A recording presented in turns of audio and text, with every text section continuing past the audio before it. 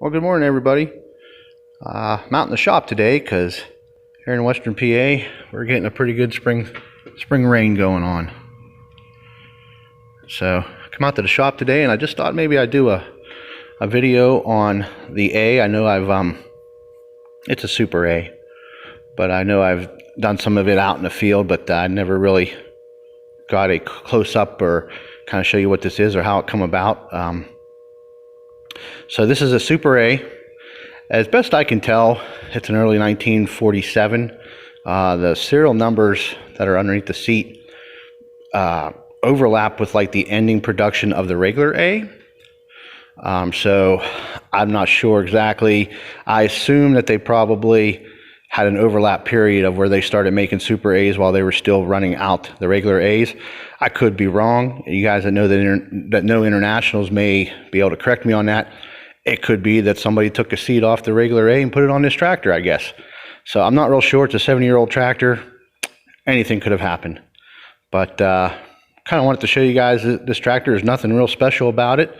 I do know it's a Super A because it has hydraulics and an electric start. I'm not sure if the regular A's had electric start. I know it's an early A because of the tie rod ends. They're the earlier style. You guys may know the technical names for that. I don't, but it's not like the newer style tie rod ends. I bought this tractor from a gentleman not too far from me. He buys them at auction, and he kind of takes them to shows and whatnot, and then he sells them. He had a whole pile of them up there, A's and 140s and 100s. And we bought this farm back in July. It's April now. And we needed a tractor to get started. We wanted to do orchard and transplants and do some seed, some row crops. So I needed a good all-around tractor, and I went with an older tractor like this because although I don't claim to be a mechanic, I'm mechanically inclined enough to be able to work on this. They're simple enough, and also the upfront cost is a lot less.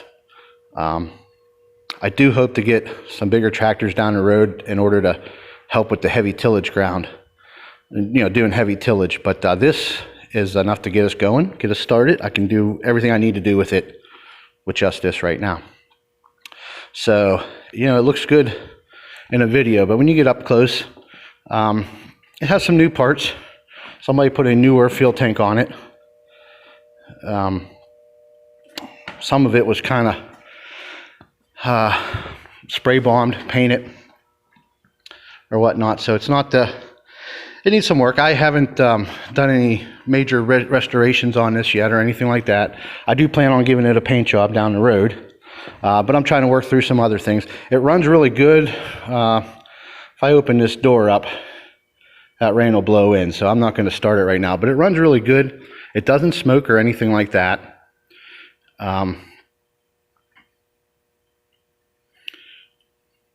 But I've been slowly going through and fixing some things up. It wasn't charging.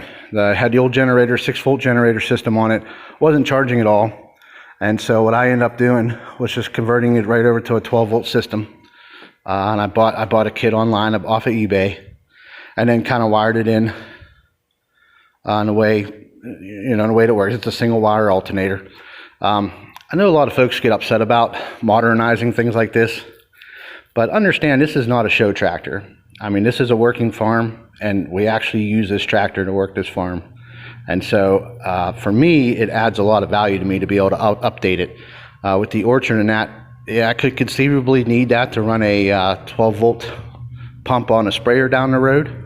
And so it's something I wanted to do anyway, and because it wasn't charging, I just decided to go ahead and do it now. Out of the tractors that he had up there, the reason I got this one is I like the pre-cleaner on the air filter. It may or may not help all that much, but I like them, so that's what I got. The tires on the back were almost new. You can tell it still has like the rubber webbing through there. There's not much use on those at all. And the front tires are dry rotted, cracked pretty bad, but they hold air. So those are going to need replaced down the road. The rims and everything needs painted. All the fluids were good in here when I bought it, clean oil and everything. That's really all I had to do. The brake over on this side, I had to replace this brake because right here